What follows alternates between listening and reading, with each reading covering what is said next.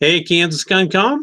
Hey, it's always good to see y'all, and I hope this will wait for a little bit to let it populate. I hope some folks have learned that 8 p.m. Central means 8 p.m. Central. So we're excited about a live fire tonight. Got some great guests, and we actually lost 2 of our panelists, unfortunately, for now, unless they carve out somehow. Clint from Williams Gunworks, who joins us normally, and John from Crusader Arms. Both have some family things going on at the last minute. So, but we do have the 2 specific guests that I wanted to get on. We do have with us tonight, and that is, as I see him anyhow, from from right to left, would be Chuck Haggard, the legendary lawman from Agile Training down in Topeka, and then also Buck Peddicord, owner of Defense Midwest, and he's just actually, as the crow flies, probably about 15 minutes from me, or 20 minutes, give or take, however fast you drive. So, no, and then Derek, of course, he's been my sidekick with KS ConCom from the very get-go, so he's always here. And but right now, let's introduce. I've given a little bit of introduction, but I want you guys to introduce yourselves. Buck, why don't you start out and just tell us a little bit about yourself, your past, and then as well as Defense Midwest. Give us a plug, brother. Well, I guess I worked for Pottawatomie County Sheriff's Department for 27 years, mostly part-time. I did almost everything there on and off, but the vast majority of stuff was training, SWAT, and some undercover stuff. Other than that, I'm just a farmer. I'm going to be the minimalist here in this conversation tonight, I hope. So, you know, Defense Midwest, I run that about 14 years now. Just piddling along out there between Wamego and Bellevue. Basic firearms stuff, some tactics stuff, small unit stuff. You know, just kind of, I'm a bridge instructor. I'm not, I mean, I hope that I consider myself to be slightly above a concealed carry instructor, but I'm certainly not a national level instructor. Wouldn't even be, you know, close to being as well known as my buddy Chuck there. So I'm just kind of in the middle. I'm a bridge guy that gets you from basic training up to the high level instructors. That's what I consider myself. Yeah. Don't sell yourself short, brother. Don't sell. Chuck, tell us about yourself, man. I retired from Topeka Police Department after doing 28 years there. I was a patrolman, SWAT guy, sergeant. I retired. I was a lieutenant as a watch commander. At one point in my career, I was the range master for the whole department, where I was teaching. I was running our entire firearms program with the help of a bunch of assistant instructors who were all part-time, did all the firearms maintenance, inventory training, qualifications, all that stuff. Did 17 years on our SWAT team. It was a very busy SWAT team. Defensive tactics instructor. I helped develop our defensive tactics program back in the day. Pepper spray, tasers, batons, things like that. That's something I'm still involved in. I teach on the side in Kansas City and National Law Enforcement Training Center, which is an organization dedicated to making instructors in reasonable use of force, police defensive tactics, things like that. I've been an adjunct instructor for Strategos International. Yeah, I guess that's about it. You know, I don't want to talk too much about me. I will say I think Buck sells himself very short. He has a superb facility over there at his place, and he does a really quality job of firearms instruction. I have attended several of his classes as a student by choice, and he does really good work. I agree, very much so. I in fact, I had the picture locked in on him while you were talking. I apologize, but you guys, Buck does have a great facility and has excellent instructors in and is himself as well. But I didn't realize, Chuck, that you did work with Strategos. I know Vaughn and the crew down there. Great people. Great yeah, people. that's a good group of guys. I started with them in the 90s when Ken Good was running what was then the Surefire Institute, and then eventually they transitioned into being Strategos. Vaughn and Mark are still running that show. Ken moved to a different company in California and does his own thing there. But yeah, good group of guys, good training. Yeah. Derek, tell us, man. Let us know about yourself again. Cool. So, like Lyle said at the beginning, I kind of just help him little tiny bits of help with Kansas GunCom. Try to admin things and try to let some of you guys into the groups. So that's my main function here. I'm a Marine Corps vet. I spent 4 years in just your average infantry dude. And now I'm just a guy that likes to go out and shoot guns. So that's pretty much it. I'll just try to chime in with whatever kind of opinion I can form, and we'll go from there. And we normally, we're right now we're not super viewed right now, but people view us. They'll come back and watch the modcast here. But just to keep it rolling, I entitled it "Personal Defense Myths and Realities," and I wanted to tackle. That's a big scope, but I wanted to tackle several issues and just kind of talk about them, getting some real wisdom from you guys. I don't have the background that through the three of you do. I have more of an administrative background and a political background, if nothing else, and then I have some firearms instruction background. But just to go to one point, I wanted to hit on tonight was the fact that people carry a gun. They think, well, I carry a gun, and so I'm fine.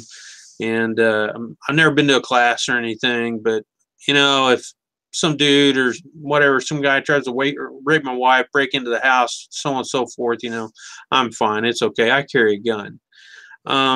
Myth or reality? Buck, what do you have to say about that, man? Oh, in all honesty, reality.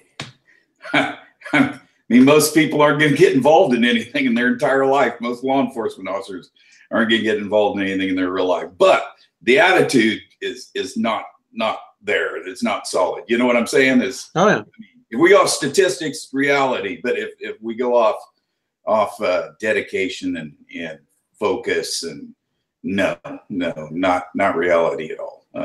Be a myth. And I want to follow up with you. We had a conversation one time, and we were actually talking about LEOs. You and I were, but Buck, about the fact that a lot of guys don't know how to de-escalate. When they come into a personal defense situation, or they don't know how. That most of what they're going to encounter is open-handed skills type stuff, and they're not going to be going for a gun. Buck, do you have some stuff to add to that maybe people could have a balanced focus between, training with the gun, but as well training with open-handed skills? I would say that my experience throughout law enforcement and in civilian world training would be that there's a big discrepancy between empty hands training and firearms training. TPD was an exception back in the day. Pot County was an exception back in the day. But even today, the vast majority of departments, they have their DT guys, and they have their firearms guys, and they really don't train together. They really don't integrate these tactics, these techniques. The civilian world side, you got your shooters, you got your boxers, and you got your jiu-jitsu guys. There's just not a ton of dudes that have a good handle all the way through. And that's a hole. I mean, that's a major hole. It's a hole for a civilian. It's a major hole for a law enforcement officer. I think it's a departmental, agency-wide issue with a lot of departments anyway. Chuck, do you have anything to add to that? Yeah, quite a bit. Buying a gun, as Jeff Cooper famously said, doesn't make you armed any more than buying a violin makes you a musician. I know a lot of people were really happy about the whole constitutional carry thing in Kansas, but I tell you, one of the things that I really, really liked about the attendance to that class was a big part of the law. It's not just how to use a gun, it's when to use a gun and when not to use a gun. I talk to people all the time who will hit me up with questions like, well, what about this? What about that scenario? If somebody's breaking in my car, or if I find a guy prowling in my backyard. And what they're trying to do is that proverbial, if the only tool I have is a hammer, everything starts to look like a nail. Knowing the law, when you can do what you can legally do, if you use your gun incorrectly, you can go to jail for a very long time. And your odds of being made an example of if you do something really stupid are probably pretty good when you really think about it. And then we look at issues with poor storage, poor handling, negligent discharges, people shooting themselves or others, people making mistake of fact shootings, shooting their own kid. As the kid snuck out in the middle of the night to go drinking with some friends. Maybe you got a high schooler sneaking back in the house. You have these tragic incidents that one of my friends, Claude Werner, calls negative outcomes. There is a lot of that in the gun community that we don't talk about. The shooting portion of it is a small part of the personal defense. Things like recognizing pre-attack indicators, having some verbal skills, knowing when to get the hell out of someplace. All of that, it's kind of a package deal. It's sad how many people will buy a gun. It goes into a sock drawer or a purse or a glove box of a car. And basically, it's a liability. If you're going to leave your gun in your car, odds of it getting stolen by a car burglar and then arming some gangbanger is vastly better than whether you're going to have that thing available to fill some kind of carjacking or something like that. That holistic overall approach to being a gun person and adding the gun as a tool to your self-defense strategy is sadly overlooked in a lot of places. That's a knowledge bomb right there. What you just said encapsulates a lot of truth, man. Huge. And I think that people live in ignorance in those, so many of those cases. And we're seeing it and even within the LEO realm. I mean, here you have the FBI guy dancing, doing the backflip, and doesn't know how to pick up his weapon off the floor and shoot somebody. That's just within the last, 4 days, but something like that. That right there is what, and I'm sure Buck's seen the same thing. What I used to see in police work was people tended not to make just one bad decision. They would make a cascade of bad decisions. You got a guy carrying small of the back, which is a bad idea. He's carrying in a substandard holster or no holster at all. I haven't been able to lock that down. That's a bad idea. He's out partying armed. Maybe he's been drinking, maybe he hasn't. He's got admirable gymnastic skills, but not the time to be engaging in that sort of thing. I can tell you for a fact that how he was carrying his gun was a violation of his FBI training and policy. The odds that he just ended his career as it was beginning or very, very high. I can't see any way they're going to keep that dude. Yeah. No, and that was when I saw, immediately when I saw the video, I just, you're just sitting there going, did I just see that? Did that really happen?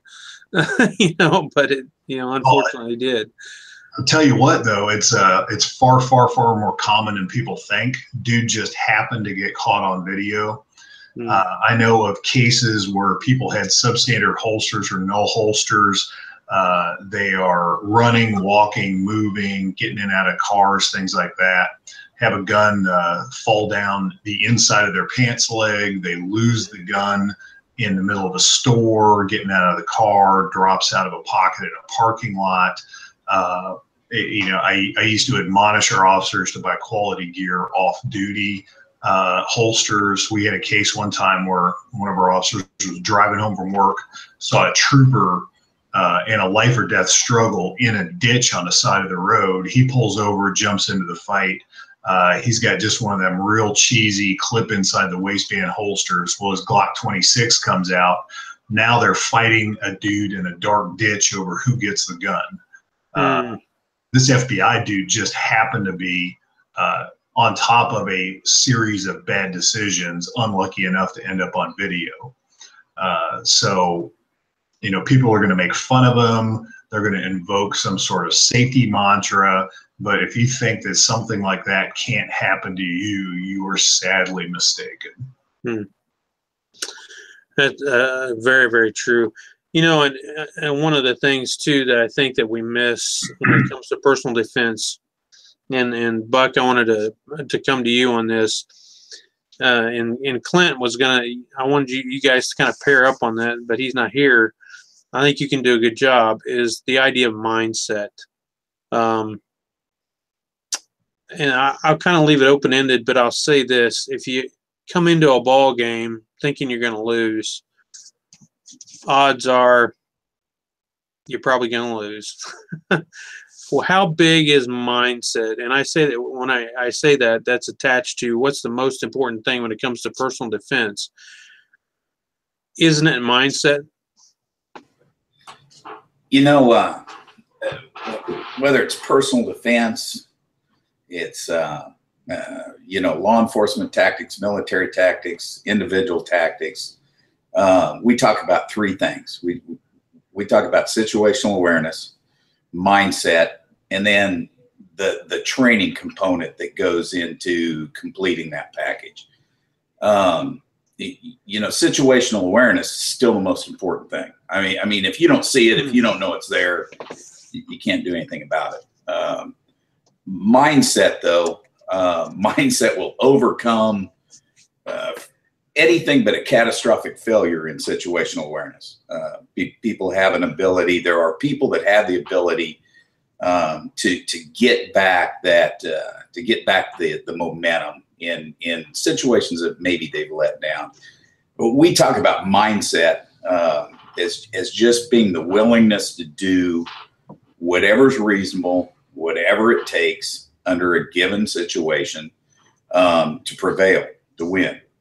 And that might mean giving in for a little while in order to get another opportunity or an opening somewhere that you can take advantage of. It doesn't, but giving in for a little while is definitely not quitting. The mindset's never, ever quitting, never giving up, always looking for the next opening, the next opportunity, even within failure, because I've done very few things in life that went very clean and successful from start to finish. Almost everything within a successful outcome had pieces of failure inside of it, and then that's where that training comes in, is that ability to take that little bit of failure and maybe tweak that, overcome that, and still have a successful outcome from a whole bunch of bad things that have been occurring. Because if we're talking about throwing punches, or we're talking about drawing blades, or pulling guns, there's been a whole bunch of bad things happen there. It's already occurred. So You know, that mindset is that ability to overcome that. I see, or I read of, I see people overcome amazing adversity, and that's even in the self-defense realm. You know, the NRA stories will tell you extremely untrained people who, whether it was luck or what it is, to me, they had the mindset to win that day, and that overcame a lot. But you know, they still go hand in hand. Situational awareness, mindset, which one's more important? You know, it just depends on the given situation. Is training important? Absolutely. But, you know, can you make up with some of the others? Maybe. But I always look for guys with strong mindset over a strong training base for my units and my teams. That's what I was looking for. So good. Chuck, do you have anything to add to that with mindset? Yeah, I think an unexplored or unappreciated part of mindset is there's an old, I forget which coach said it, but the will to win pales in comparison to the will to prepare to win. There's a lot of people with mindset.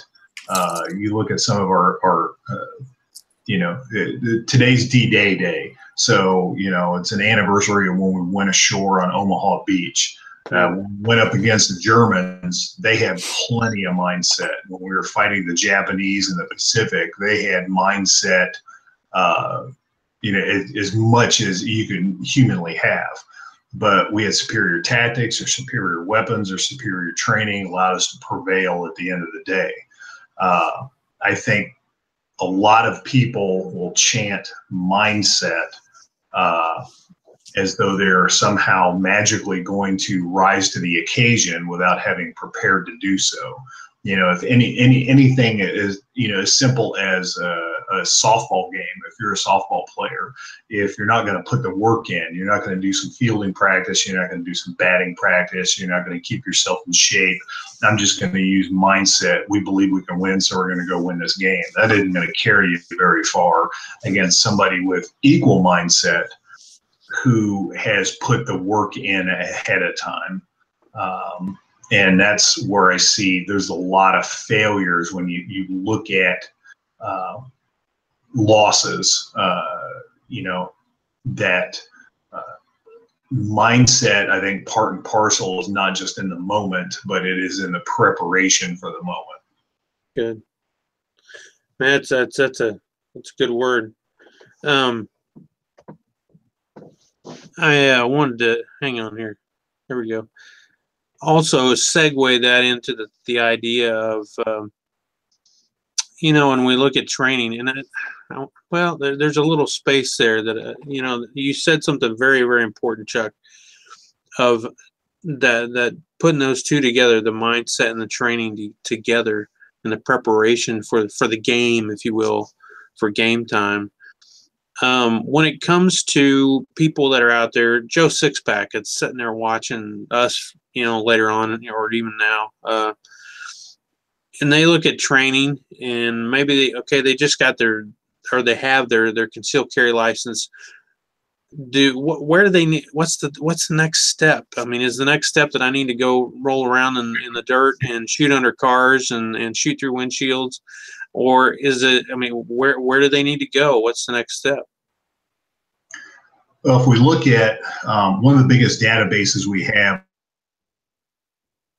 what happens to people in these bad situations, is Tom Gibbons of Rangemaster fame, his student database.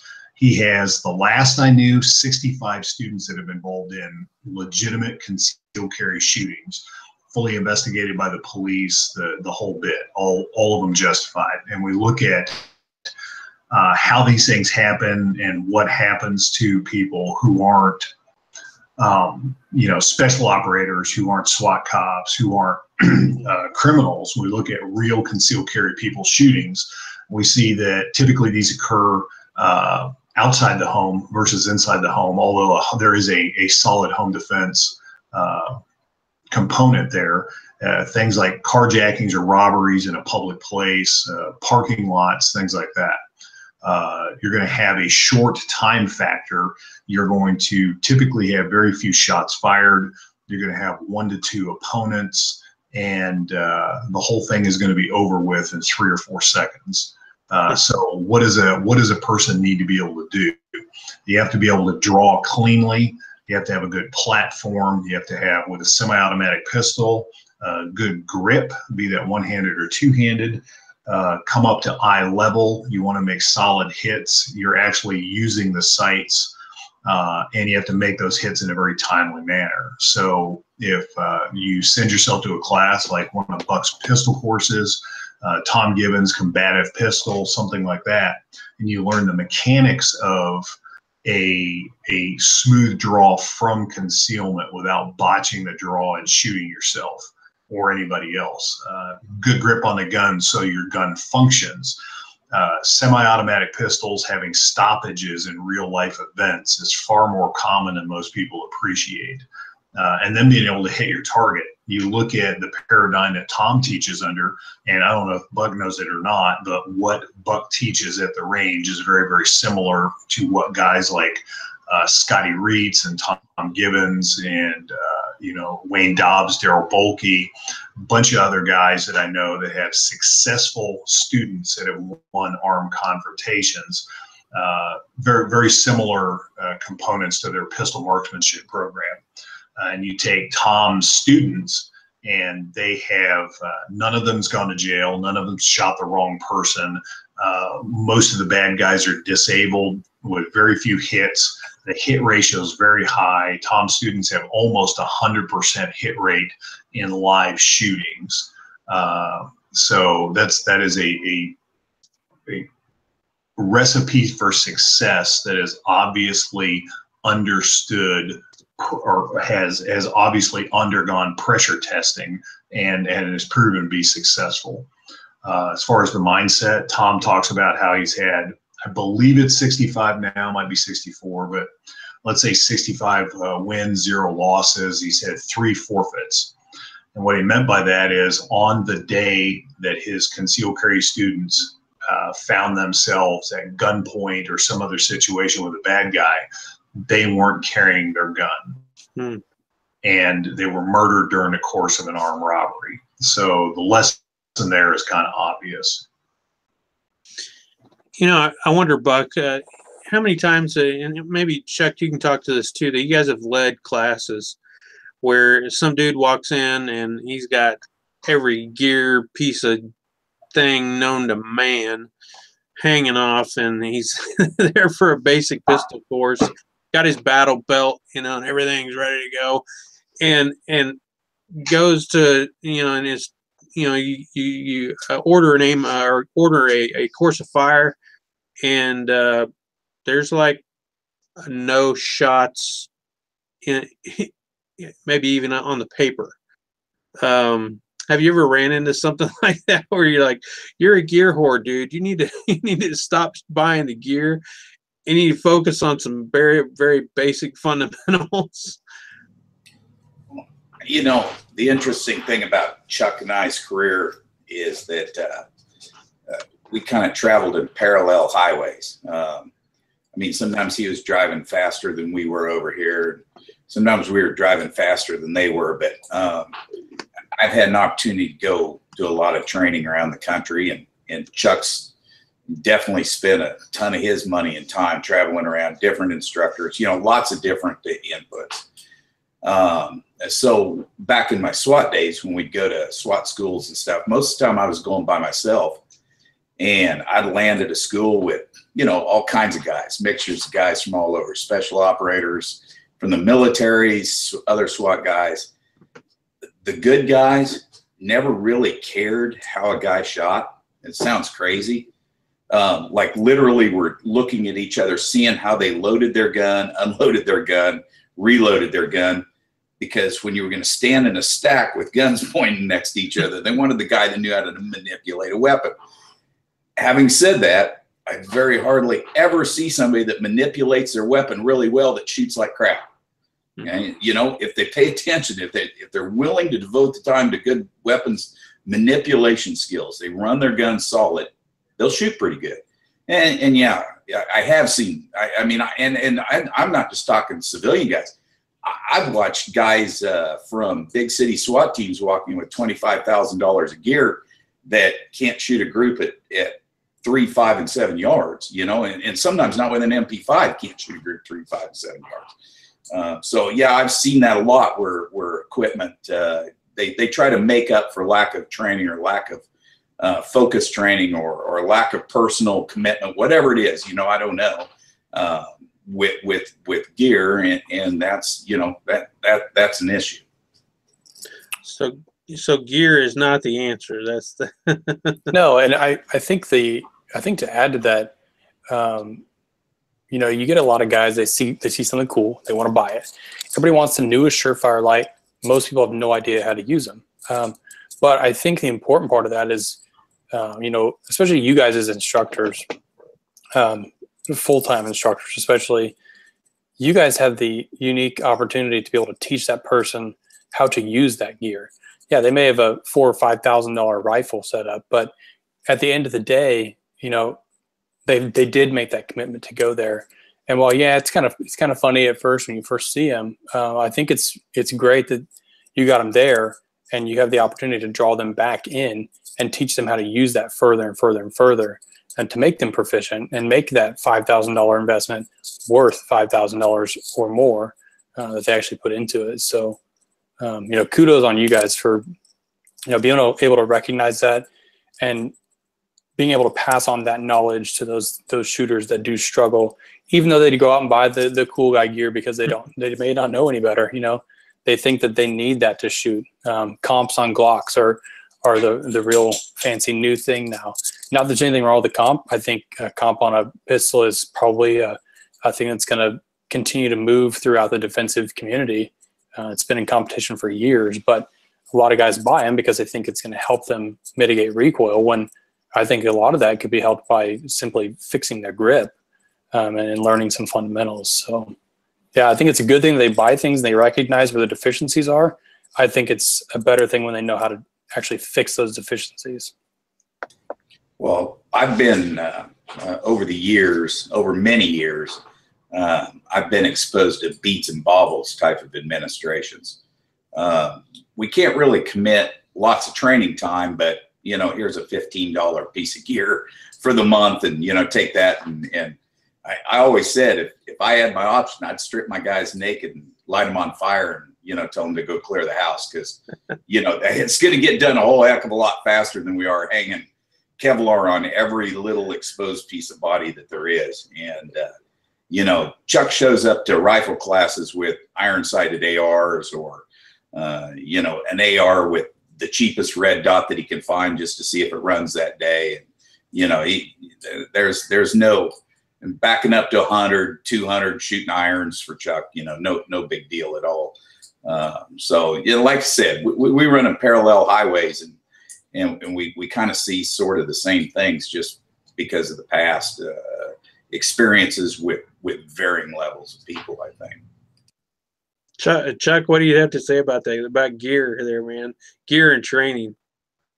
I was flashing back to about 2006 timeframe. We were transitioning weapon systems, and we were ending up with Glock 9mm at my job.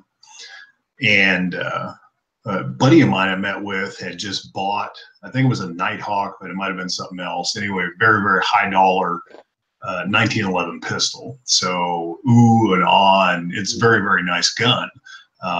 And, you know, kind of jealous of his ability to dump that kind of money into a pistol.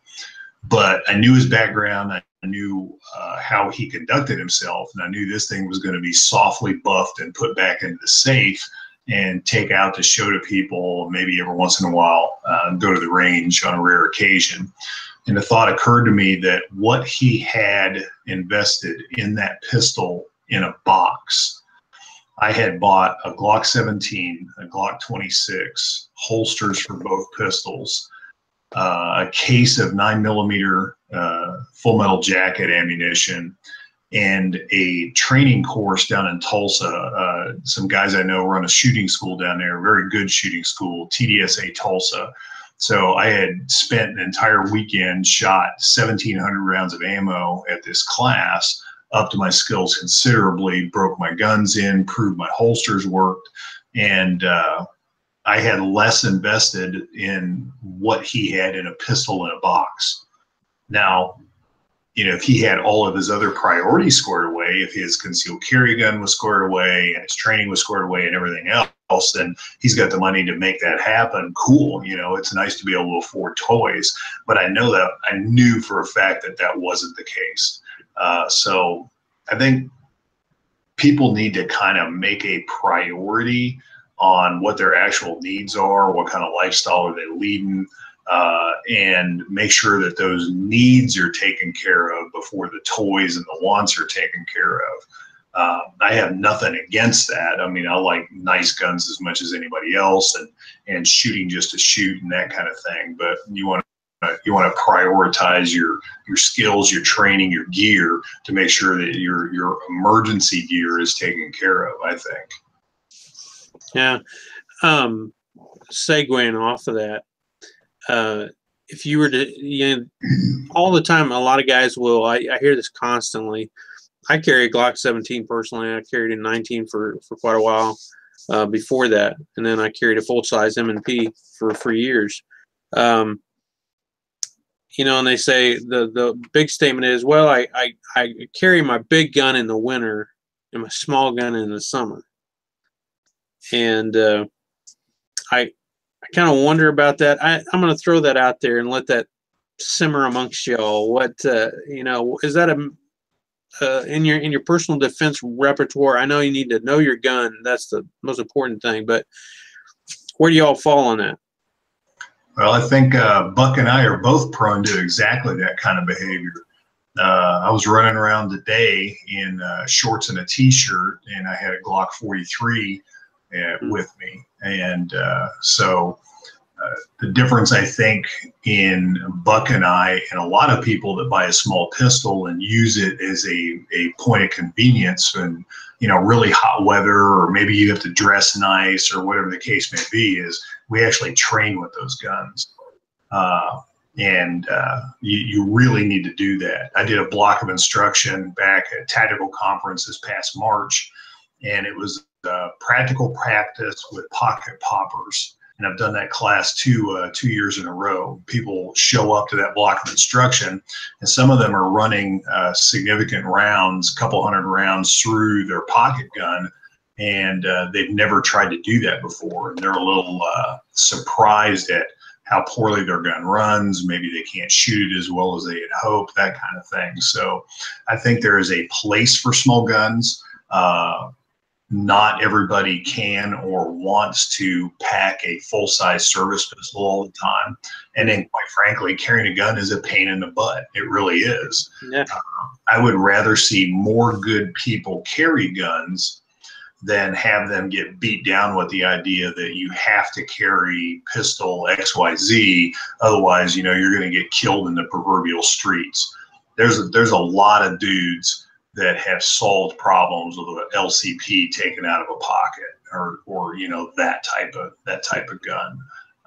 I just happen to know that during the summer, Buck and I are both prone to carrying small pistols at times. Buck, you got anything to add there? I don't have to compensate for any, you know, feelings of shortness or anything. So I'm fine with a Glock 43. You know, you're pretty much year round. I'm not too worried about it. But Chuck is right. You know, you can shoot one, and you can go to the range and you can shoot 50, or go to the range and shoot 100.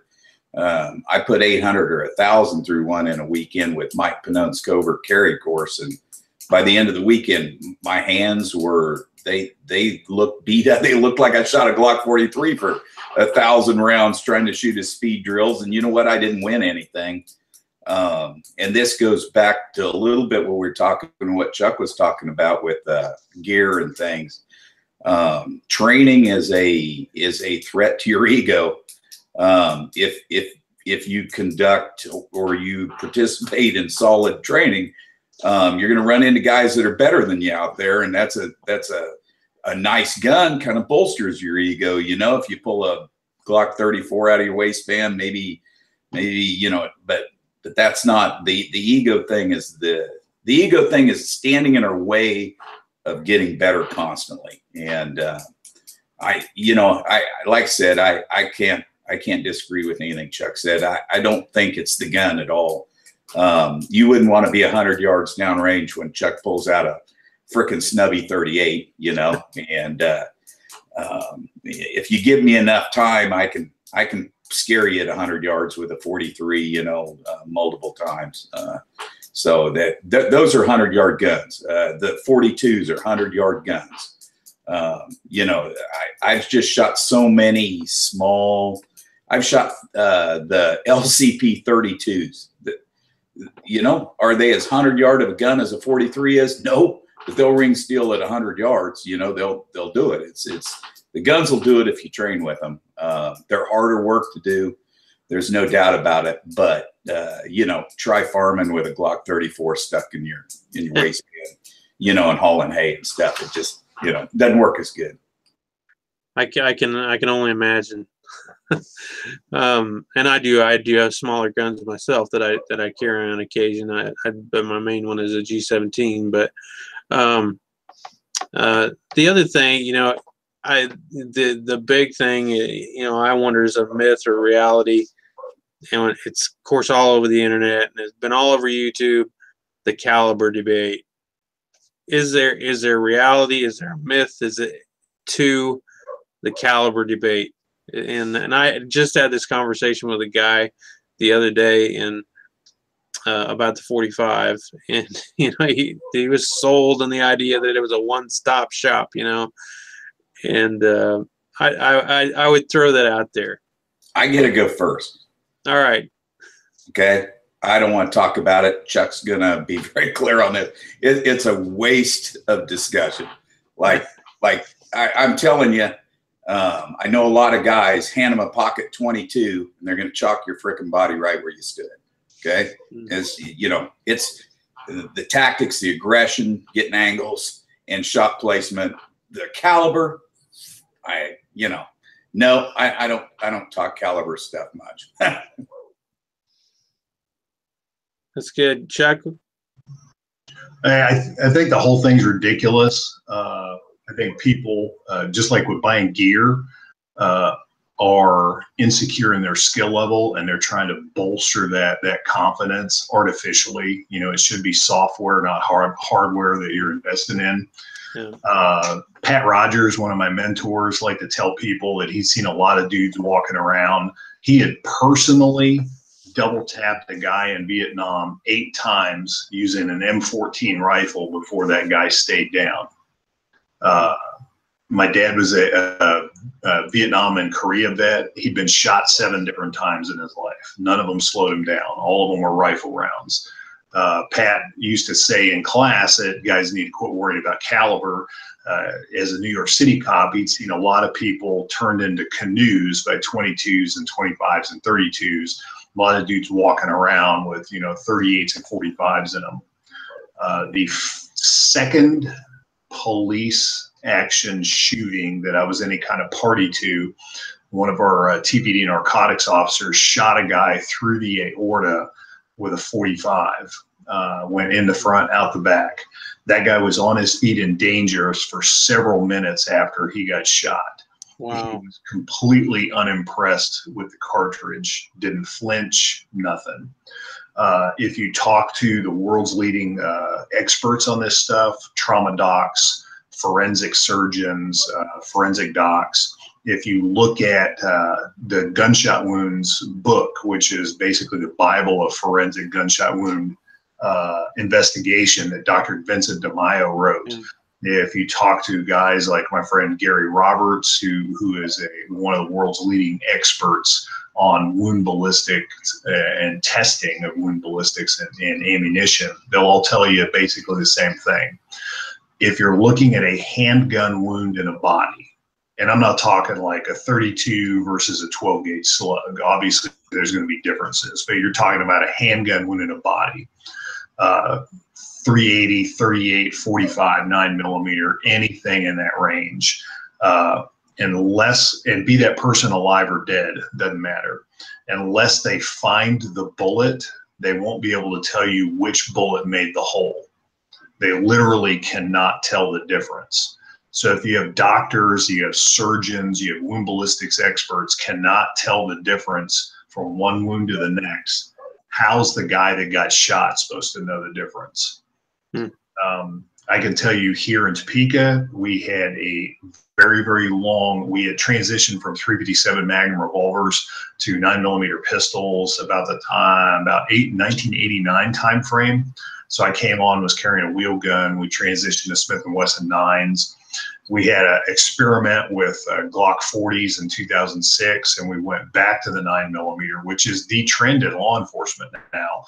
The FBI, most of your police departments, things like that, are abandoning 40s and 45s and that kind of thing because of recoil, weapons maintenance, reliability, ammunition costs, that kind of thing. We had a very long string of successful officer-involved shootings where 9mm absolutely did the job. So, yeah, I think it's a waste of worry, time, effort, hot air on the internet, and that kind of thing. It's simply ridiculous. I got a buddy, Lex Worthy. He was an old Vietnam era PJ, and he got out. He went to work. I think Phoenix, could have been Tucson. I don't know, fire department, working as paramedic there. Probably worked 1,000 shootings in the last 35, I don't know, 35, almost 40 years. Just lots of them. And he said if they weren't hit center line above the nipples, they were all alive when they got on the scene. And you got to remember, that's the fire department coming. Now, they didn't all live, that doesn't mean that they lived, but they were all alive when they got there. And then he can tell you stories from, like Chuck says, running around dangerous guys with holes all over their bodies, and then guys with a hole in the arm laying there like they're dying. So it's just too anecdotal. It's not. I don't run down people that want to buy 45s. I don't run down people that want to shoot 40s. I literally don't care what you want to shoot.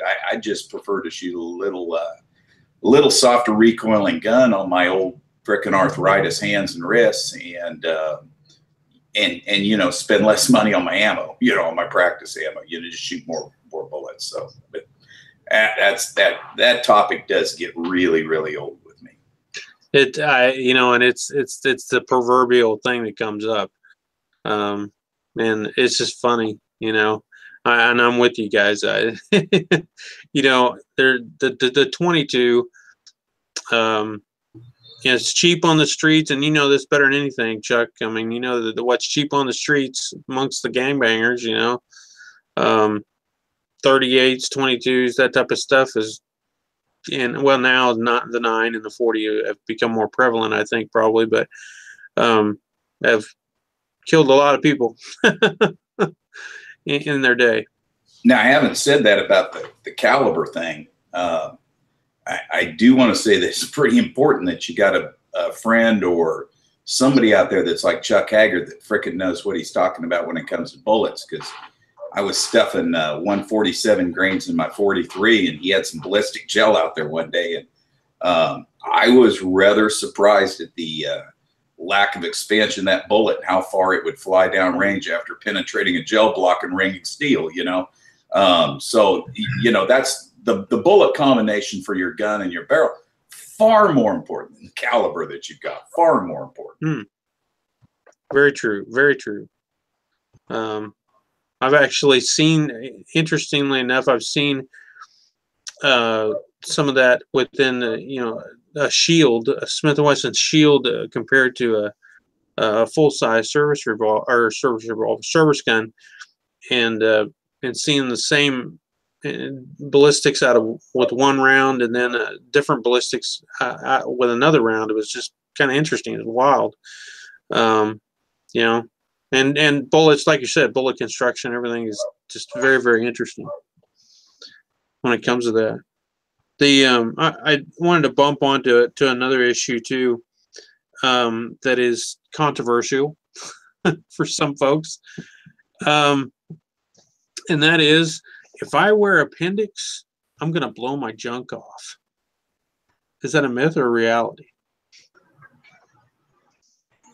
I'll get started. I happen to know both Buck and I also carry appendix. I actually started carrying appendix decades before it was the new cool thing. Appendix has been around for hundreds of years, probably as long as there have been pistols. I can find you pictures of New York City detectives from the 20s and 30s carrying a revolver's appendix. Blackbeard the pirate famously stuffed pistols in his waistband and his sash when he was pirating. And no, you're not going to blow your junk off. Is it something that you want to be careful with? Yes, it is. However, I have known cases where people have shot themselves in the leg, strong side carry, either holstering or drawing a pistol. And if you think a bullet to the side of your thigh that penetrates your thigh and breaks your femur in half and exits at your knee is not a big deal, you're fooling yourself. I know of a trainer recently had a young lady shoot herself in a class outside the waistband, strong side holster. She triggered a shot that impacted below her knee, passed through her calf, and then came out the inside of her leg down by her ankle, and it cut her tibial artery. And that was a tourniquet right there on the spot to save her life from a lower leg shot. Kind of segueing back to her thing, the bullet isn't nearly as important as what critical structures in the body are struck by the bullet. And I know people talk about femoral arteries, appendix carry, shooting your junk off, things like that. It's absolutely ridiculous. I like appendix carry because I find it to be very, very comfortable with properly designed gear. I also find it to be faster on the range and more accessible in an in-fight weapons access scenario.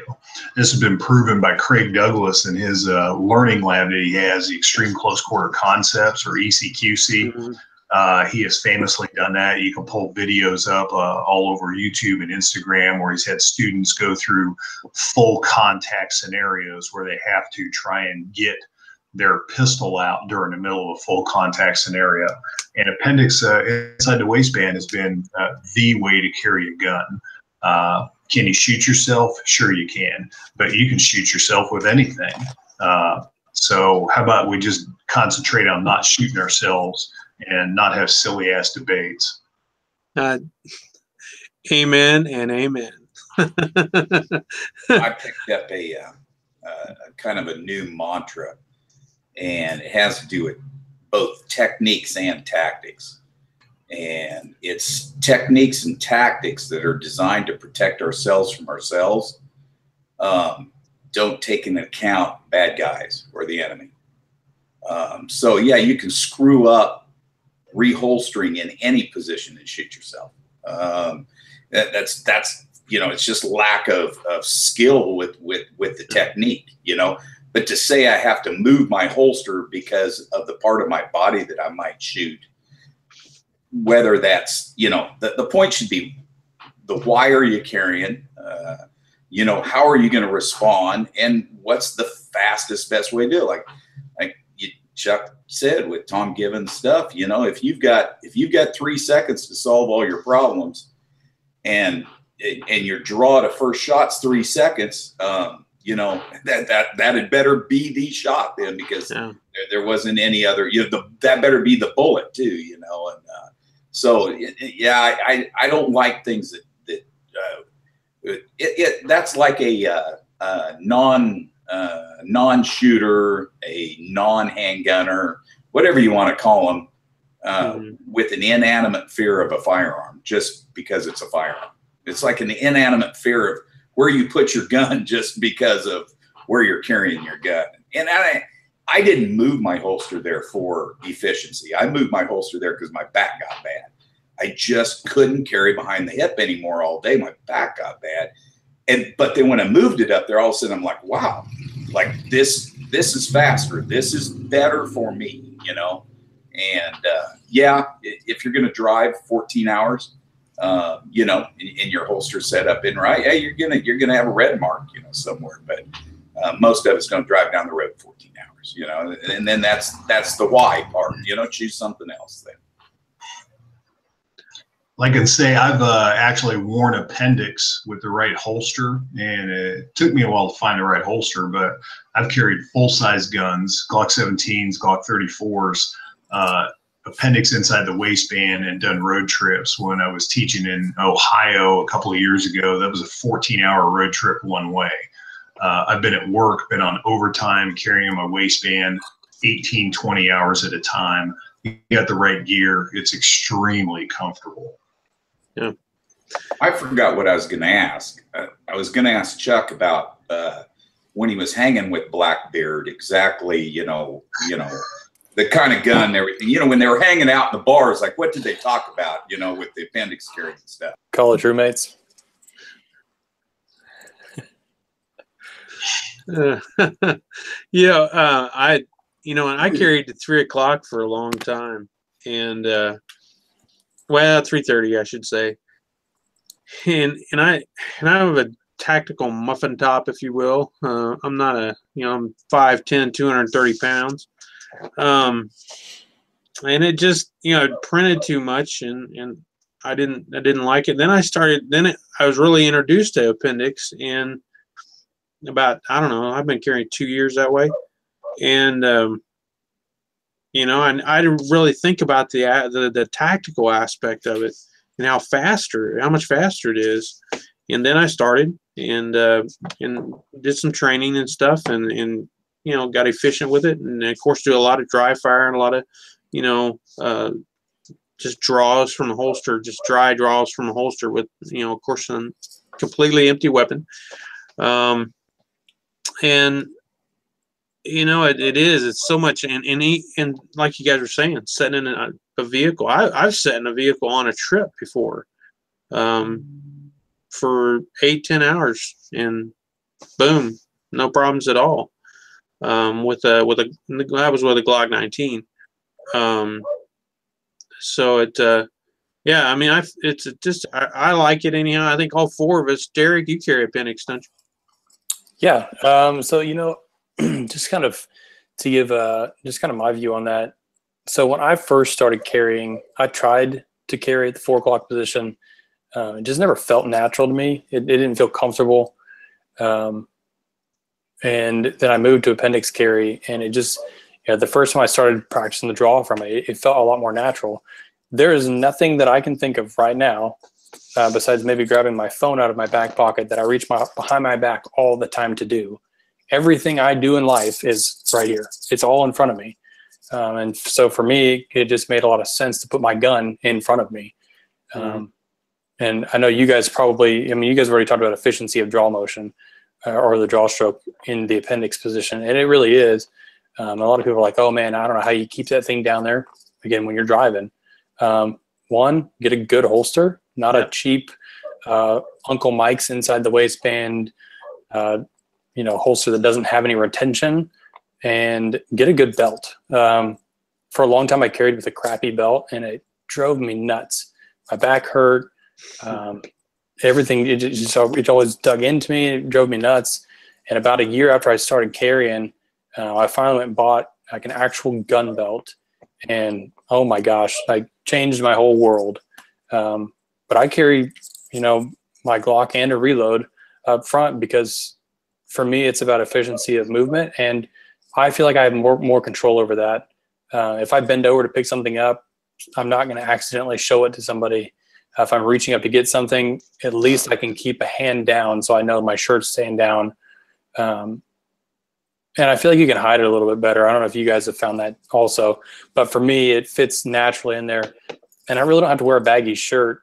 Posture and just constant movement is a pretty easy way. And if somebody ever asks you what's under your shirt, you can always say, Oh, it's it's my glucom, or it's my glucose. I can't think of what that thing's called, Lyle, but you know what I'm talking about. Yeah.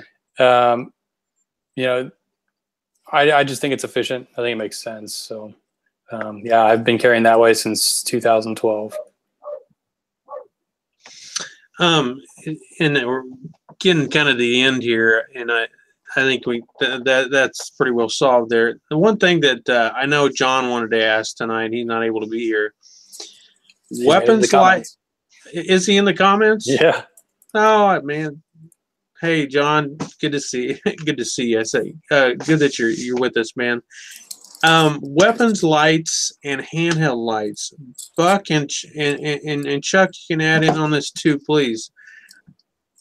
Where do you guys land on that? And I mean, and I know it's not a myth or reality type of thing, but it's really within the personal defense realm. It's a hot thing. The hotness is to carry a weapons light, or I mean, where do you guys land on that? I mean, I think a weapons mounted light, it has its niche, and it's a niche. There's applications for a weapons mounted light. If you were going to barricade and hold in a room, in a home defense situation, a weapons mounted light would have some application. And especially depending on how the lighting is in your house and what can you control and things like that. But the handheld light's the answer. That's, when we're looking for things, we need to use handheld lights. When we're shooting at things, weapons mounted lights are fine when you're shooting at things.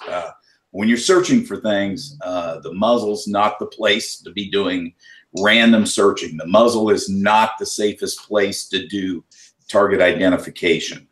There's issues with it. It's got a niche. I carried them on my working guns. I think a long rifle basically has to have a weapons mounted light. I carried weapons mounted lights on my working handguns, but I relied on a handheld light, tactically speaking, and then for everything else that I do in life, obviously I rely on a handheld light, not a, I don't change my tire with my weapons mounted light, things like that. So very, very good point. Chuck, where do you land on that, man? I think that's one of the most oversold ideas, and to the detriment of some people, like new people looking for information in the concealed carry world. If, again, going back to Tom Gibbons' student database, not a single one of them had a light on their weapon, nor needed a light, quite frankly, of any kind. Really? If you look at most violent crimes, or the highest proportion of violent crimes occur in the hours of darkness. Mm-hmm. But what are we actually talking about there? We're talking about urban lighting conditions. So let's say I'm going to get carjacked at the Stop and Rob because I'm out at the gas pumps putting gas in my car at 2 o'clock in the morning. Are any of those not lit, or not very well lit? There's street lights, car headlights, everything else. Even in a patrol police scenario, I found pistol mounted lights were the nichiest of the niche gear that I had. I had access to and had a light on my pistol for probably a good 20 years, way before it was a common thing. I got to work with the Surefire and later the Strategos guys extensively, and I found that pistol mounted light was an extreme niche item. It was nice to have in that niche, but the justification most people have is, well, I shoot my gun better with 2 hands on the gun. Yeah, I get it. And when you go to do square range artificial exercises, it works out real well. You're scoring better on the target. But like if you're out and about at night, the bad guys can't rob you if you're in the pitch black ninja closet because they can't find you.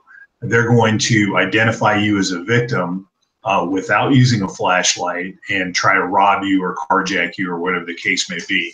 The idea that you're going to need a pistol mounted light to positively ID your target in a scenario like that is ridiculous. I'll tell you what your target is. It's the dude robbing you. That said, home defense scenario that Buck talked about a minute ago, I think there's some legitimate ideas where that could come into play. Let's say I've got small kids, and what I want to do is I'm going to have to, I got something's happening in the house. I'm going to get my pistol. I'm going to move to the kids' room, and I'm going to bring them into my room, and I'm going to have to carry them. I want to be hands-free. Then that might be an important piece of gear. As Buck noted, muzzling things it's a gun with a flashlight on it. It's not a flashlight. We shouldn't be using it as a search tool. We shouldn't be randomly muzzling people in places that we don't have good need to muzzle. Hey, and I see that Crusader Arms has joined us. What's up, guys? Hey, man. Do you have anything to ask or add to that on the weapons light, man? No, I think Chuck and you guys kind of summed it up. That was I was talking with a friend of mine earlier, and that was kind of my thought. Is one, look at the statistics on civilians using weapon-mounted lights on a handgun, and it's, to my knowledge, basically non-existent. And then two, we're not, as a civilian in a CCW capacity, we're not really in like a search and destroy mode. And that's kind of speaking to like what Buck said. If you're barricaded in a room, it seems to make more sense. And it makes sense on a law enforcement officer's firearm. If they're going into homes, they're searching for bad guys sort of deal. But as a civilian, generally, we're always reactive in our scenario. So if getting ambushed, at what point are we going to be doing light trickery with the end of our gun? You know what I mean? Most of our encounters are happening within a matter of seconds. It's 0 to 100, so to speak. So, yeah, I concur. I think the weapon light has its niche, but I do think it's kind of been oversold. Like I think Chuck was saying that, and I think the way to go is a handheld light. It's a lot more versatile. You can use it as a tool on a daily basis, which is what I use mine for all the time at work. Find my keys, whatever it is, and then if you have to, you can use it in conjunction with the handgun. So, any additions there? Anybody? Yeah, I think I think lights, while flashlights are tools, and like I said, we use them for all kinds of stuff. I think that white light's a force multiplier, and it can buy you out of a lot of questionable situations. But that being said, that's not a light with a muzzle, not a light underneath of a muzzle, right. Because if it's that questionable a situation, then I shouldn't be pointing a gun at it. If I should be pointing a gun at it, then at that point, I'll be honest with you, most people that run weapons mounted lights definitely haven't put timers on them to initiate that light, pull the trigger, initiate that light, pull the trigger, things like that. Switching systems on it aren't super fast. But I know, I'll be honest with you, Chuck went to Strategos before I did. He's the one that told me, hey, you got to get over to Kansas City and train with these cats, because they're doing some stuff over there that's, that nobody else is doing. And one guy with good light skills, is exponentially better with a handheld light than he is without. A team, a small unit, different world. Today's world, we're talking about nods and laser indicators and things like that taking over the white light. Right. But that's a totally different type of application of stuff. That the white light application, understanding the use of light, understanding angles, but then that's fighting. See, that's tactics. That's fighting. That's where we should be at. The techniques part, the techniques training part should get done, and we should move on to fighting and tactics. and good stuff like that. But yeah, Chuck's kind of the king in this area on that little light stuff. And he and I, I've been to TPD and trained with him and his stuff, and we've done some of that stuff together. And it's that. I mean, it's really, really important. But the weapons mounted light doesn't work in that environment very well. Chuck, I wonder if you can add to and tell us just a little more with statistics. I mean, you've thrown out several there that are really, really good. With the you got your handheld, for instance, and your weapons, but I guess just to X that for a second. Go back and you gave a statistic about Tom Givens and the 65 folks that none of them. It really got me when you said that. I mean, it like clicked my brain, and nobody used a light in any way, shape, or form, right? Not only did none of them use a light, none of them needed to use a light.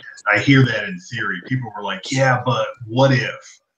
Okay, well, we can look at that particular database and go, what if hasn't happened a single time? It's extraordinarily rare unless you are searching for bad guys in dark holes, basements, or hiding in attics on you, things like that. You're going searching for people who are hiding from you. The need to use a light to positively identify your target is almost zero. So if we look at what the scenario is, we are defending ourselves or our loved ones. We are in a defensive mode. Bad guys have come looking for us. It's going to be in a parking lot, maybe coming and going from the car of our house, things like that. Statistically, that's where these crimes happen. Armed robberies, carjackings, things like that. These all happen in areas that have enough ambient light for the bad guy to find you and thus victimize you. So that's what's going on with that. Now, do they sometimes hide in the shadows? And something that Buck alluded to earlier, my friend Craig Douglas, he has a block of instruction he calls managing unknown contacts. And that is to steal a line from a friend of mine, Dr. William April. Our job in the bad guy is conducting an interview. They're like, hey, I'm looking for a robbery victim. I am thinking about robbing you. What do you think about that? That's basically the interaction that's going on. They will start to bump you like a shark bumps a target. So if you can fail the interview, then that's what you want to do. If you pull the trigger on another human being, you're probably going to be in court. You're going to be spending tens of thousands of dollars on a lawyer, even on a successful defense. So I would prefer to avoid all that. And in a low-ish light scenario, maybe you're walking through the proverbial dark parking garage, you got your flashlight in your hand, you got your car keys in your hand, you think there's somebody in the shadows lurking over there, you flash the flashlight on them. That sends a very powerful message to that bad guy. I see you, I've got you identified over there, and now they are looking at a very bright light. They don't know what's behind that light. It's kind of like, you know how they talk about in the past, they'll tell people, walk confidently, look around, make eye contact, because when you're all hunched over, it's like victim body language. It tells people, come rob me.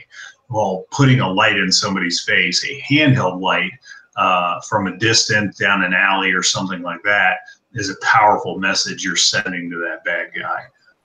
None of this that you can do with a light on the end of your pistol. Yeah, and I was gonna touch on that also. I do have a weapon-mounted light, but I carry a pocket light for that purpose, not just for an everyday tool, but for people control. And I'm getting ready to probably go to a brighter pocket light for that purpose, because at night, we're all very light sensitive, and you start shining, really bright lights in people's face, and you'll kind of figure out their intention, I think, pretty quickly. If they continue moving towards you, that may not be such a great sign. So I think there's a lot of valuable stuff there, Chuck. Really good stuff. Do you guys want to talk about you know, the difference between lumens and candela. Now that we're kind of light thing, and everybody's all on the candela train now. But maybe hitting that would be kind of beneficial for that. You're starting to get into the real sciencey stuff of light right there. Wait, Chuck, let me go first. Yeah, okay? Go ahead. Because I'm the master at this. I don't know anything about candela. Okay. All right. Back to Chuck. Yeah, that's just two different ways of measuring the output of the light.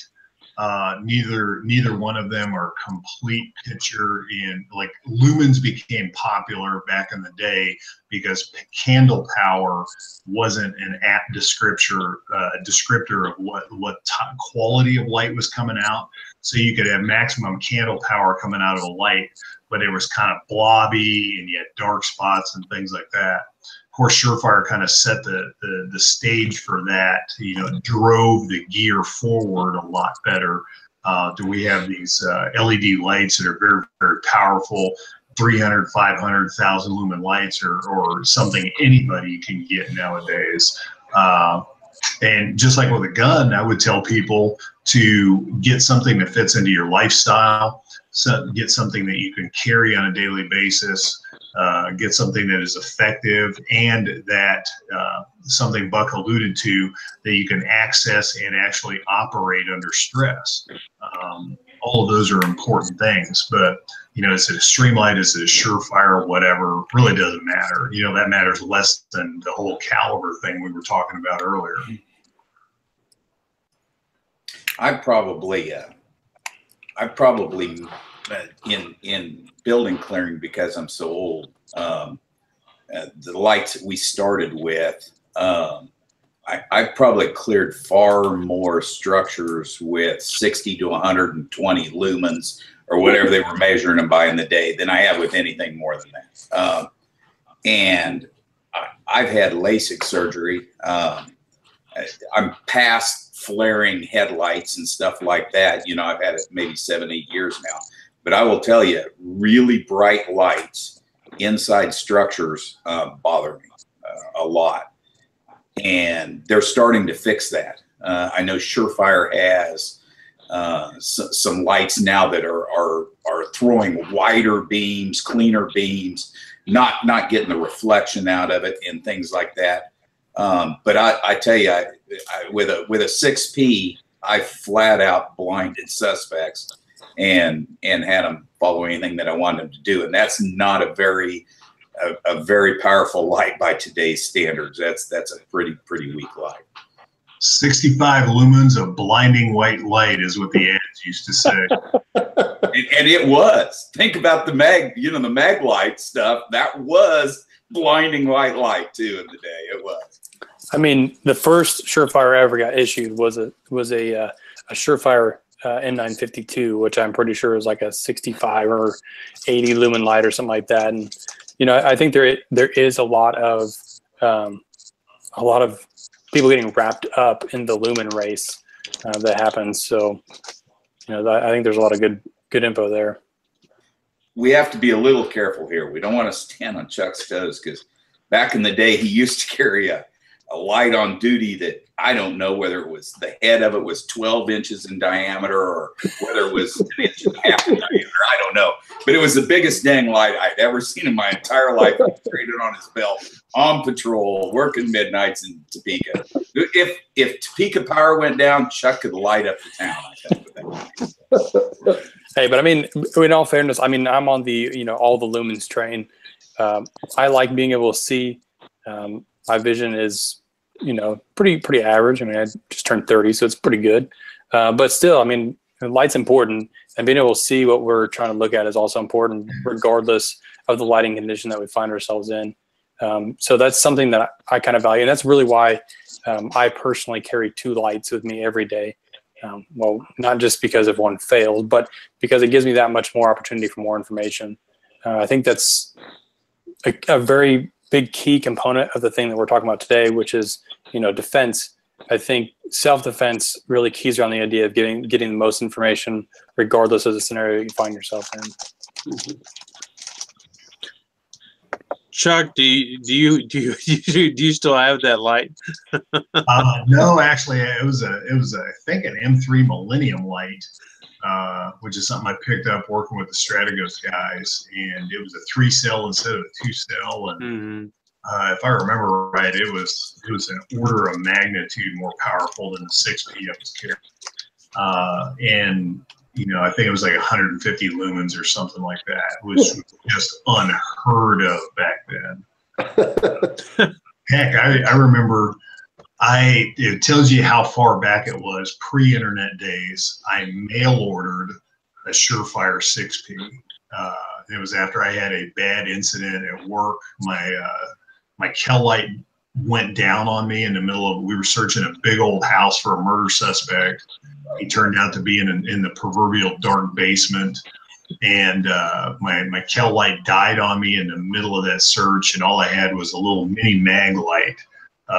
That was insufficient to put enough light across that basement. And as it turns out, that guy was actually in that basement. That was a pretty significant moment for me. We're lucky nowadays. I think I spent something like $50-$60 for that flashlight back in the late, I think it was the late 80s. People thought I was insane for spending that kind of money on a flashlight.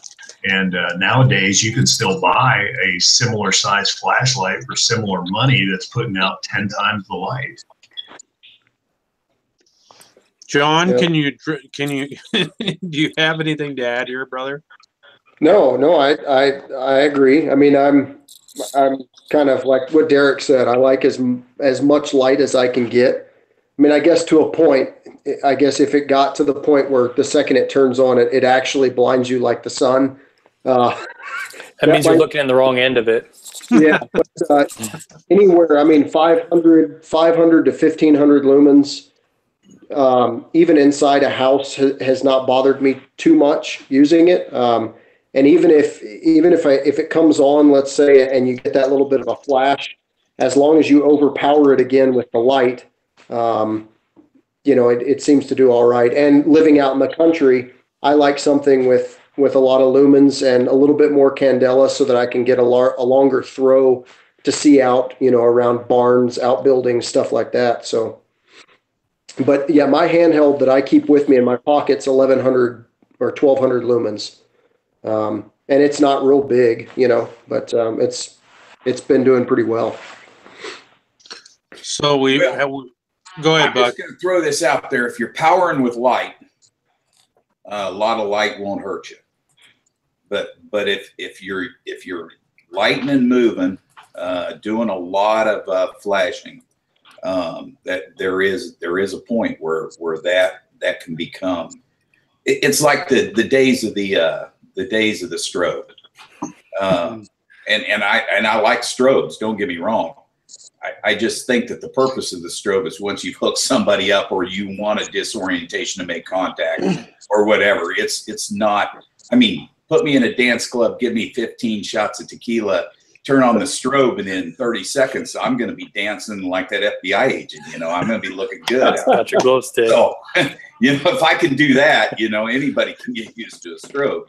So, yeah.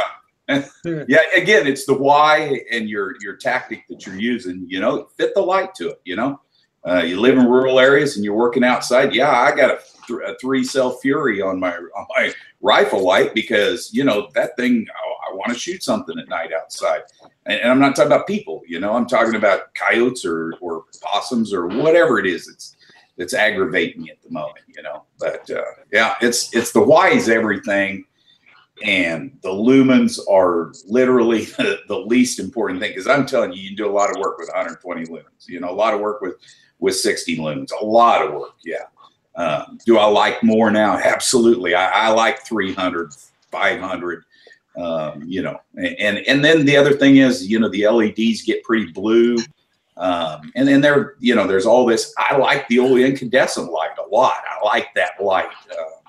But the blue light is sharper, it's all, it's all personal. It's all, and I'm not going to bang on anybody for what they like or don't like. But in team environments, really, really bright light with people that make mistakes with it can really take a guy out of his arc of coverage for a little while, you know. Yeah. That brings inside. What's that? I was saying it's like having a muzzle brake indoors. Just don't do it. There was something that just came. I lost my train of thought. Ooh, can I bring something up, Lyle? Yeah, go ahead. I don't know if you brought this up at all, but in regards to weapon-mounted lights on handguns, one of the things that I noticed on one of the holsters that I've got, and I know that not all weapon lights are the same and not all holsters are the same, but we harp on safety, right? And we always harp on keeping your finger off the trigger until you're ready to shoot. Your sights are on target, all that kind of stuff. But the beauty of Kydex is that Kydex forms around the gun and gives you basically a hard protecting shell covering that trigger.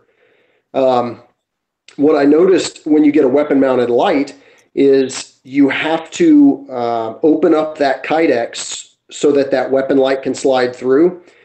Depending on the holster and depending on the light, it seems like on my holster, I can actually stick my finger in between the Kydex and the trigger, and I can get my finger in there and I can pull the trigger when it's holstered. Now, I know some other holsters, they're able to close that gap a little bit more to keep, lessen the chance of something getting in there. But I heard from someone today that they had a Safariland rig, I think it was a COP Safariland holster, and set up for an X300, Surefire X300, and he said you could get your thumb inside the side of that holster and actuate that trigger. Wow. So have you guys, is this anything that's ever been discussed or talked about, or is this an issue at all for?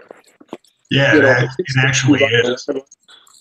It actually is. There have been a number of cases in the police world where officers have a weapon-mounted light or they have pistol-mounted lights in duty gear, and they're fighting with a suspect, and the suspect gets a finger into the holster and triggers a shot off. They had one recently where there was a cop in tight quarters. I'm not sure what, some community thing, something like that. A little kid reached over and triggered one off in his holster. Where things like jacket toggles and clothing have gotten down into the holster and pulled the trigger. So all of that is it's an issue.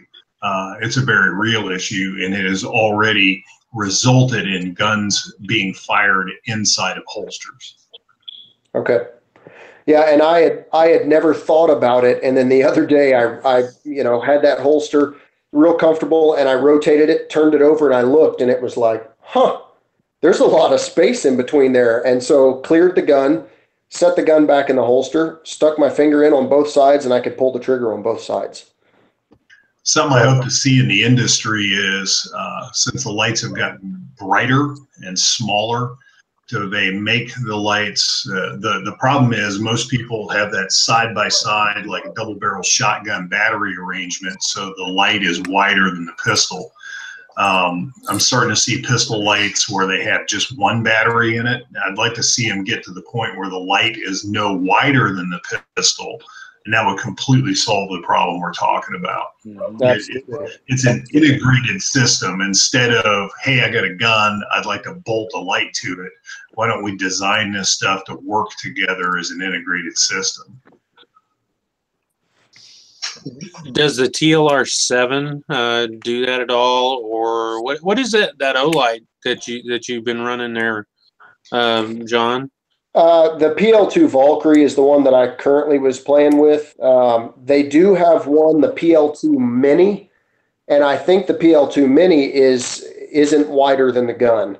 So those holsters are a little bit better, but it's like 400 lumens. So, the PL2 Valkyrie that I've got is 1200 lumens. So I don't know. Once again, though, we already kind of discussed that. As a CCW holder, in what scenario are you deploying your gun? And blasting someone in the face with 1200 lumens and then using the firearm. It's pretty, well, it sounds like it's non-existent from what Chuck said. So Yeah. Yeah, and actually, I was looking at the TLR7 because it does slim down the profile. I mean, here I can show, like, you can see how much wider my light is. Now, thankfully, my holster doesn't have that problem. I did have a Safariland before, outside the waistband Safariland, duty holster, that, yeah, you could get to the trigger, and my wife hated it. Like, she shot with it one time. She was like, I don't like it. I can reach the trigger without even pulling the gun out. And so I got rid of it. Right now I'm carrying an armadillo concealment, and it covers the trigger. I can't get my finger or anything down in there pretty well, considering there's a a wide light in there. But I was, like you were saying, Lyle, looking at the TLR7 because it does have that slimmer profile that Chuck was mentioning. And Buck said something earlier that I caught on to. Buck, you said that the activation switch of that light, and of course and Chuck very eloquently pointed out how fast things happen in the personal defense realm, and even in the LEO realm, and being able to activate that switch even on a rifle for that matter. I mean, Buck, is it really that and I'm not being the devil's advocate as much as, or not being an advocate, excuse me, I'm playing the devil's advocate here. Is it really that important for folks to really be looking at that skill, or should they go ahead and really go to a class, go to a low light class, and spend some time on that and really learn how to work it? Well, I mean, again, probably the weapons mounted light that I play with the most, even though I still carry one on even though I'm retired, when I'm doing like duty type work, I have a duty gun with a weapons mounted light on, but I have one on my 43. And, I always preach the why, right? So I ordered a holster from Haley Strategic, and I couldn't wait to get it in. It came in. And I'm like, this is the crappiest holster I've ever seen. It doesn't fit my 43 at all. Like, yeah. What's wrong with this stupid thing? Well, I ordered the one that was made for the weapons mounted light for my 43. So I had two options. Then my holster that I waited like 8 weeks for back, or get on Amazon and prime me one of those little flashlights. And that's the same width as the gun. So I had a lot of experience with a laser flashlight on my Glock 43. And what lumen is it? I don't know. What is the name of the light? I don't frickin' know.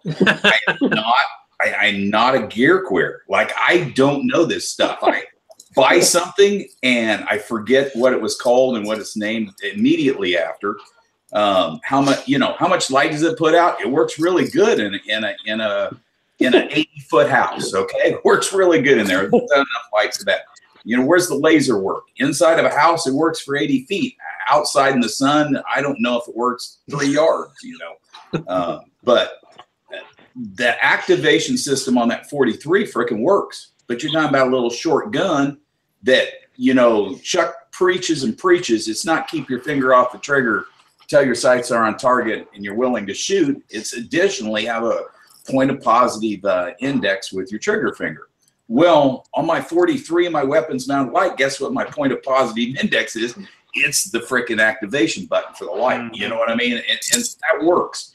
The one on my 19, I'll run it with my sport side thumb, and I run it okay, but that's not the grip I like to shoot with. Rifle stuff, totally different. It doesn't take very much money to set up a rifle and make that baby ergonomic and be able to be ambidextrous with these top-mounted Surefire light switches and things like that. And I'm running a maul and a light and all kinds of stuff. Mine, it's still very doable. Handheld lights. I mean, back in the day, we had activation buttons that they taped to our grips. Different guys taped them in different places. And I saw every shooting problem you could have from a guy trying to activate his grip with it on the left side, or trying to activate his grip with the button on the right side. came up with the dev group switches that I always wanted to try. I just never got my hands on one to do it. Looked like a great deal to me, but then they started talking about negligent discharges with them. You know, I don't know. To me, there's a whole set of stuff to train on before you train on activating your weapons mount light. Because if you're in your bedroom and you're holed up and you want to hold that entry port to that bedroom, you know, you've got time to flip your flashlight on and wait for him to come down the hole. So I just think there's a lot of other stuff to do. But if you think that's an important piece of equipment, yeah, you better figure out how that switching works and figure out how you're going to do it. And like I say, again, Chuck's the go-to on stats, Chuck's the go-to on ammo, Chuck's the go-to on friggin' flashlight stuff, you know, because he'll tell you what the numbers are, and you know, he'll give you the lowdown. They hand me a piece of equipment, I use it. If I don't like it, I get something else, you know. Well, guys, we're running at an hour and 30 here, so a little plus, but I appreciate everybody's time. There's probably much more that we could discuss, and I love it. I mean, I'm sitting here. It's just been a good time, and I hope some folks have learned some things from us. There we go. Over the last hour and a half, I think there's some myths out there, and there's some realities that specifically realities that we've set down and I think put into place. There's some knowledge bombs that have been dropped, and I appreciate it, you guys. I want to before we get off, I do want to give Buck and Chuck, even John from Crusader Arms. We always give everybody a chance to plug their business, to plug the next class coming. Buck, what do you got coming up, and what do you want to tell people, and then how to get a hold of you? Well, we've got a couple outside instructors coming in. We got Max Joseph from Directs Action Group coming in July, and there's still some slots there. We've got Dan Brokos coming in September. We'll be running our big fundraiser for Special Operations Warrior Foundation in September, and that's a big deal that we do. We've got our tactics stuff coming up. We did all our technique stuff first half of the year. We're going to do tactics stuff second half of the year. And we're going to start low light stuff, low light actual techniques, live fire, and then low light tactics after that, a couple different nights. We're going to get into some building clearing. And when I say building clearing, I don't mean like small unit tactics. I mean like 1 to 2 rooms, going from one place to another, or leaving, or just getting in and getting a foothold, things like that, little stuff. I want to encourage everybody that, you know, we talk about TTPs, techniques, tactics, and principles. Okay, and techniques are you got to have good, solid techniques before you can really get into technique or tactic-based stuff. And then you get into your tactics-based stuff, but people have to understand the principles, and the principles are the whys. You know, it's what you're, and it's going to determine, you know, where you're at, the environment that you're in. It should determine your focus and the type of classes you want to pay for. And for God's sakes, I don't even care about me, man. Get out and pay for some training in Kansas, because you know, if you don't, the stuff's not coming here. You know, we can't bring big name instructors in and without the training. I would guess Chuck does more training outside the state of Kansas than he does in. You know, and that is too bad. You know, get out there and you know, pay for some training somewhere. You know, I've taken bad training places, and I always learned something from it. I mean, it was never a waste of my money. You know, I walked away saying that wasn't the best weekend I've ever had, but it was never a waste of my money. So get out there, give Agile a call. You know, get some of these guys around a call and get some training. So defensemidwest.com or Defense Midwest on Facebook, or Buck Peddicord on IG. You can reach him in those locations, I'm quite sure. So, Chuck, I know you got to get going to work here, brother. How can folks get a hold of you? I got my website, Agile Training and Consulting. It's www.agiletactical.com. I got a Facebook page. I'm pretty easy to get a hold of through either of those. Law enforcement stuff I'm teaching with National Law Enforcement Training Center. Unfortunately, what Buck said was true as far as like teaching outside of the state of Kansas. I'm currently scheduled to teach in Missouri and Texas and Pennsylvania, a number of other places this year. I'm privileged to get to train with Buck pretty regularly, so look forward to the next time I get to do that. But I'm getting some stuff. I have some stuff on the website, so I also do actually quite a bit of personalized training off the books, not formal classes. I've taken people out to the range once and twos. There's more than once it's been a husband-wife team wanting a home defense plan and some training to go with that. So some of the stuff is kind of off the books, as it were. It's not calendar events. It's meeting with people and looking at the whole premise of my company is what is the client's needs, what one size does not fit all type of thing. So I kind of, that's kind of my niche right there, is one of the things that I offer through my training. Man, I truly appreciate you coming on, Chuck. I really do, and the knowledge bombs I'm telling you that you have, and you're well respected, of course, and we're glad that we could steal you away from PNS for a night. But well, I appreciate the invite. I had a good time. Yeah, but I know you got to get going at early hours of the morning, so I'll let you go if you got to go and step out. We completely understand, man. So thank you so much for coming on. My pleasure. Anytime I get to hang out with Buck's a good time. Yeah. We'll have to do it again. We'll have to do it again. That'd be cool. Yeah. So, Crusader Arms, man, tell us, how can I get a hold of you?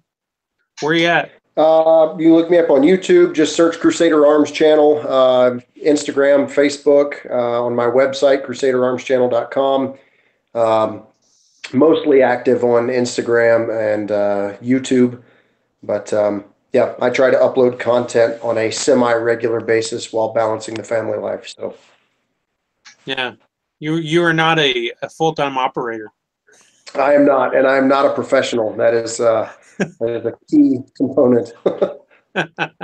This is an internal joke that resonates between. I have great and dear respect for John. I love him to death, man. And Clint, though, he gives him a hard time. But no, he can. I will say this: John can outshoot me any day of the week on a 25-yard challenge for sure. And on a 15-yard challenge, you smoke some pretty good scores there, brother. So let's hope. Let's hope. It's not quite good enough. There's still somebody ahead of me, but. Yeah.